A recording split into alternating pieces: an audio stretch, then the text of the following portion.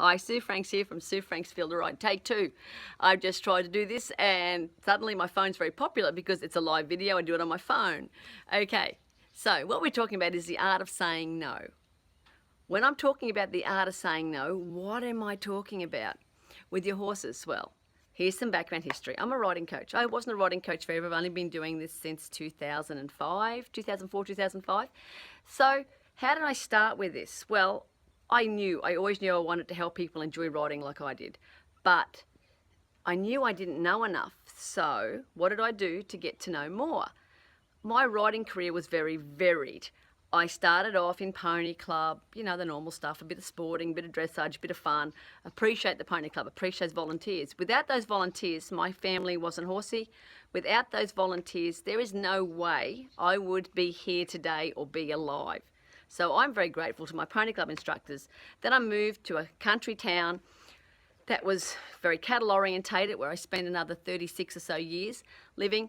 In that town, cattle. We worked cattle. There was cattle around. You chased cows. You rodeoed. In the show season, hacks and dressage. The rest of the time, chased cows. I started to barrel race, breakaway rope. Some of these sports I did, I was good at. Some I wasn't so good at. Then I went to Western Performance. So that was the shortest thing I spent time at, 6 years. Taught me a lot and neatened me up. From that I moved to reining. Absolutely adore reining. Wonderful sport, wonderful people in reining. Then now I'm doing Western dressage, and I'd like to rein and do Western dressage. I love Western dressage. It's a great sport, great basic horsemanship. It's one of the few sports I find crosses over without doing damage. So let me get to the point. When I did these sports, I didn't do them all at once. I did them one at a time. So what I hear when I teach is, I just want my horse to be a good all-rounder. Now that's great. Your horse should be able to do more than one thing, and it should have a basically good education. So your horse that you go and do your dressage on, you should be able to go and put a cow in the yard for Uncle Mac to do some work with him. Like, he's a tool. You should be able to use your horse. I'm not saying you should only keep a horse for one thing.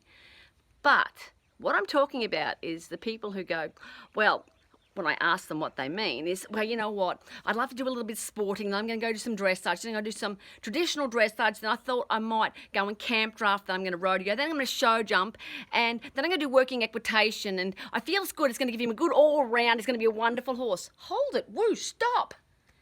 He's going to be bloody confused. He's going to be really confused. You can do more than one thing with your horse. But how about you do it one at a time, one sport at a time. Learn the sport, understand the manoeuvres, go there. So what do I mean by saying no as well? We say no to ourselves. Now, why people do this is usually because they've got a well-meaning friend saying, oh, come with me and do this. And another friend says, come with me and do this, and this will make your horse better.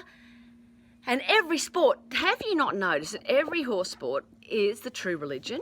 And every horse sport, according to the person who's enthused by it, is going to grow your horse and make him the best all-round horse in the world by doing their sport.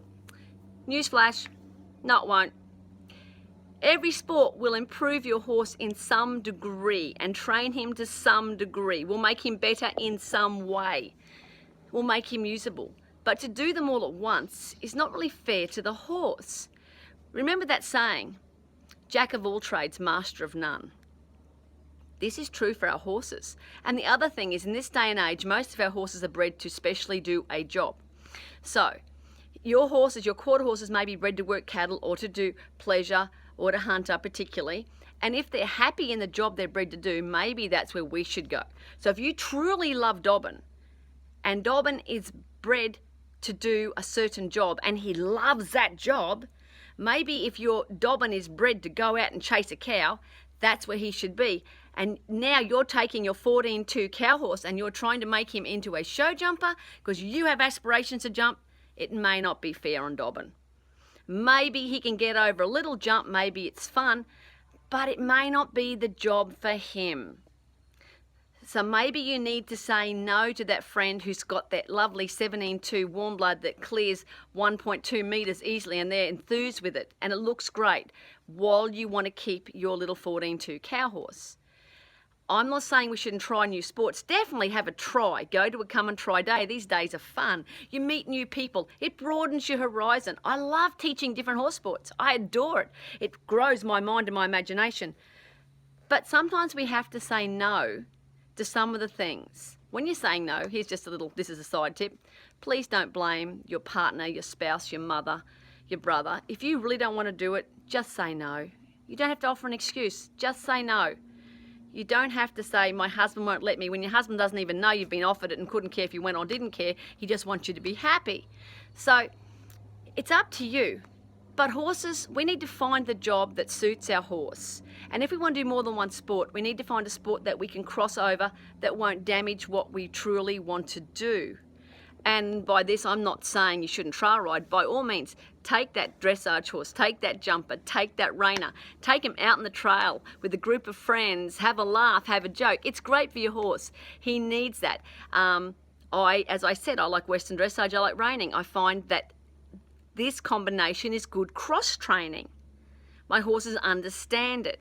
I also do something like this where my horses for reining may have a certain shank bit, and then they may go into a snaffle for their Western dressage. So they understand. They start to get an idea, okay, today we're going to be doing a lot of jogging as well as lope, not just a lot of loping. So you can actually help your horse this way. But by not saying no to our friends, we may be adding confusion to our horses. And if you can master one sport, you're going to be a lot happier and more proficient. And what do? The people we go to, the people that we get to help us, usually mastered a sport. They usually stayed in that one sport until they got good at it or realized they didn't like it. It doesn't matter which, but they learned something. Then they moved to the next sport. It is a rare and wonderful horseman who can be great at 3 or 4 different sports all at once.